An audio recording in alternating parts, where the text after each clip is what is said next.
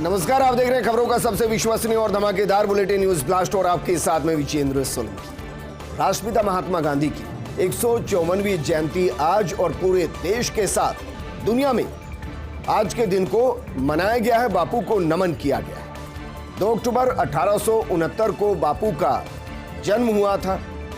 बापू ने भारत की स्वतंत्रता के लिए एक लंबी लड़ाई लड़ी है। अपने मूल्यों और सिद्धांतों से दुनिया भर के नेताओं को बापू ने हमेशा ही प्रेरित किया है और आगे भी प्रेरित करते रहेंगे। हमेशा अहिंसा की राह पर चलते हुए आजादी की लड़ाई उन्होंने लड़ी। देश की स्वतंत्रता के लिए गांधी जी ने कई आंदोलन किए। इनमें सत्याग्रह और खिलाफत आंदोलन, नमक सत्याग्रह, दांडी यात्रा शामिल है। दुनिया आज के दिन को अंतर्राष्ट्रीय अहिंसा दिवस के रूप में मनाती है, मनाती थी और मनाती रहेगी।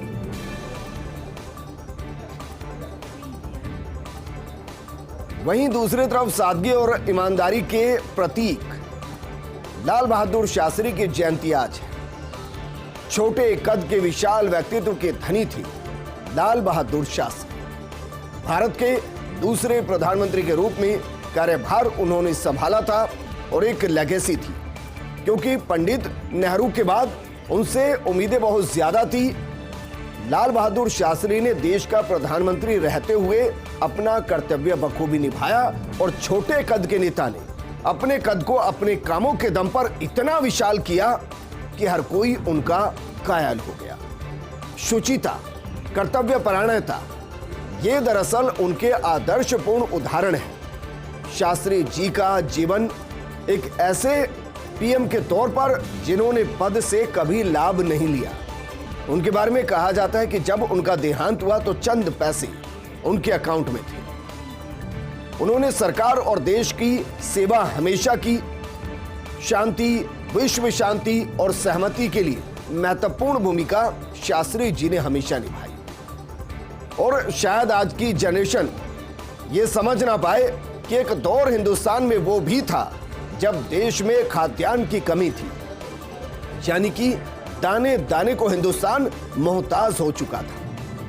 लेकिन प्रधानमंत्री मजबूत थे, प्रधानमंत्री शास्त्री थे। उन्होंने मजबूती से एक ऐसा फैसला लिया जिसके बाद घर घरों की छतों पर अनाज उगाया गया था और उन्होंने कहा था कि एक वक्त का खाना अगर छोड़ दिया जाए तो हिंदुस्तान में कोई भूखा नहीं सोएगा। और उनकी इस बात को पूरे हिंदुस्तान ने माना था और जो अनाज खाद्यान्न का संकट था उसे बाहर शास्त्री जी लेकर आए और उसके बाद एक ऐसी हरित क्रांति हिंदुस्तान में आई कि आज हिंदुस्तान दाने दाने का मोहताज नहीं, बल्कि जो मोहताज है उनको हिंदुस्तान अनाज सप्लाई करता है। वहीं दूसरी तरफ एजुकेशन सिस्टम सुधारने में शास्त्री जी का एक बड़ा रोल रहा है। सिर्फ इतना नहीं, महिला सशक्तिकरण के लिए भी शास्त्री जी को जाना जाता है। लाल बहादुर शास्त्री जी जय जवान जय किसान नारे के उद्घोषक है और दोनों को ही उन्होंने परिपूर्ण किया।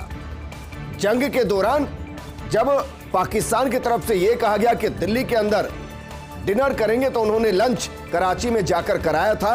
यह भारतीय सेना थी और किसानों के जरिए हरित क्रांति लेकर आए। मेवाड़ की धरा पर आए प्रधानमंत्री नरेंद्र मोदी चित्तौड़गढ़ में सांवलिया जी मंदिर में दर्शन किए और पूजा अर्चना की।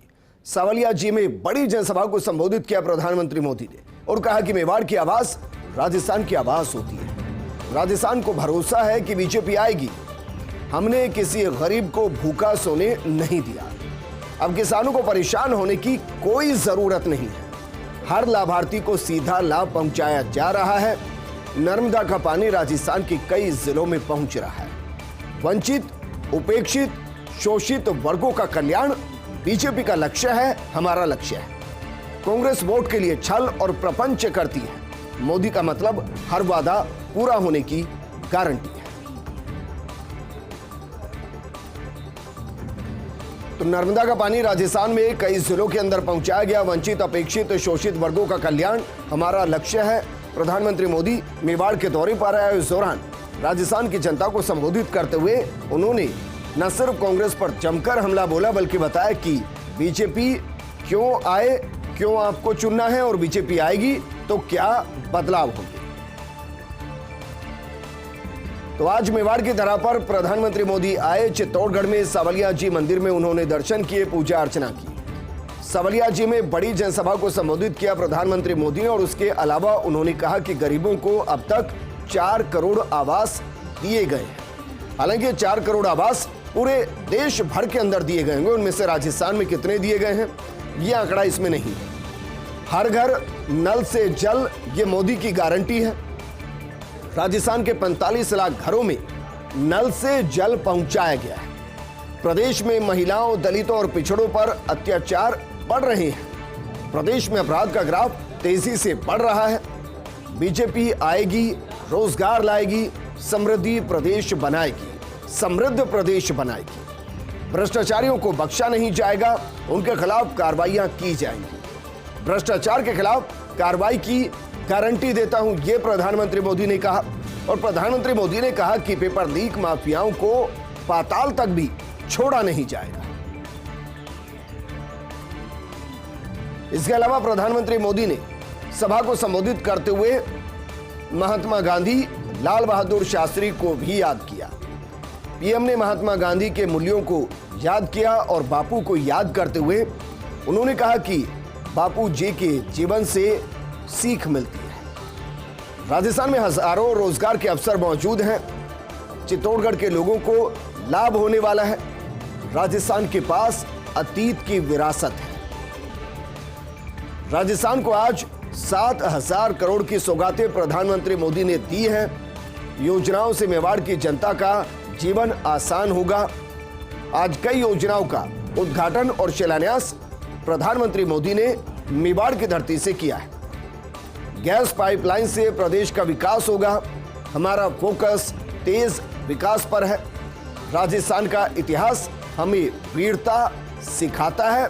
और क्योंकि प्रधानमंत्री मोदी मेवाड़ में बोल रहे थे और मेवाड़ अपने आप में वीरों की धरा है, वैसे तो पूरा राजस्थान ही वीरों की धरा है।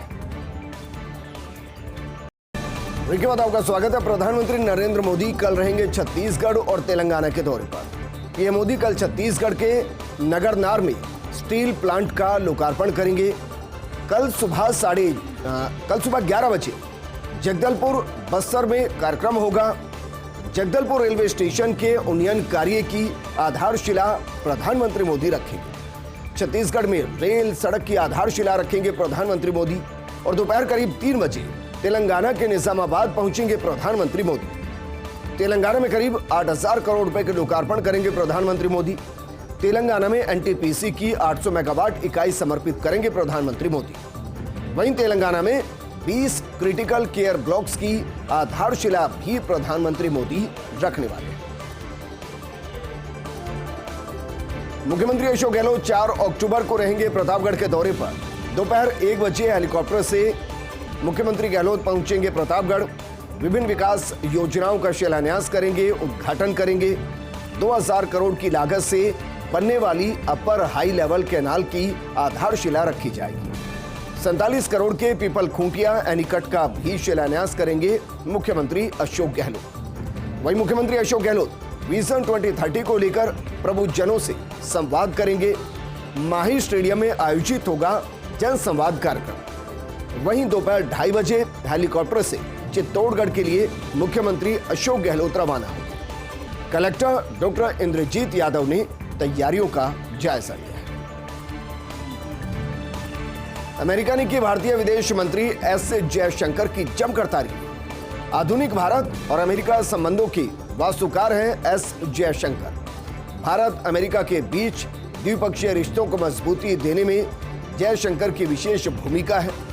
अमेरिका में भारत के राजदूत रणजीत सिंह संधू ने आयोजित किया था कार्यक्रम और विदेश मंत्री जयशंकर के सम्मान में कार्यक्रम का आयोजन किया गया था। कार्यक्रम में बाइडेन प्रशासन के शीर्ष अधिकारी शामिल हुए थे और उस दौरान जिस तरीके से एस जयशंकर ने विदेश नीति को एग्जीक्यूट करते हुए विश्व के अन्य देशों के साथ भारत के संबंधों को मजबूत किया है, उसका मुरीद अमेरिका भी हो गया है। भारतीय सेना अध्यक्ष मनोज पांडे तंजानिया दौरे पर हैं। 5 अक्टूबर तक तंजानिया दौरे पर रहेंगे मनोज पांडे। मनोज पांडे के दौरे से दोनों देशों की रक्षा संबंधों को मजबूती मिलेगी। तंजानिया के कई गणमान्य लोगों से मुलाकात करेंगे मनोज पांडे और उनके साथ चर्चा भी करेंगे सेनाध्यक्ष। राष्ट्रपति सामिया सुलूहू हसन से भी उनकी मुलाकात प्रस्तावित है। रक्षा मंत्री डॉक्टर स्टरगोमेना लॉरेंस और रक्षा बल के प्रमुख जनरल जैकब जॉन मकुंडा से पांडे मिलेंगे, मुलाकात होगी। जांजिबार के राष्ट्रपति doctor Hussein Ali Mwinyi commander general Saidi Hamisi Saidi से भी मनोज पांडे मुलाकात करेंगे और ये दौरा बेहद महत्वपूर्ण है। आईपीएस ब्रज किशोर रवि ने वीआरएस से ले लिया है। लोकसभा चुनाव लड़ने के लिए स्वैच्छिक सेवानिवृत्ति ली गई है। तमिलनाडु पुलिस में डीजी रैंक के अधिकारी हैं ब्रज किशोर रवि। तमिलनाडु कैडर के 1989 बैच के आईपीएस अफसर हैं ब्रज किशोर। सिर्फ 3 महीने बचे थे आईपीएस ब्रज किशोर रवि की सेवानिवृत्ति में और इसी साल 31 दिसंबर को सेवानिवृत्त होने वाले थे ब्रज किशोर रवि। कांग्रेस में शामिल होने की संभावनाएं जताई जा रही हैं और बिहार से लोकसभा का चुनाव वो लड़ सकते हैं।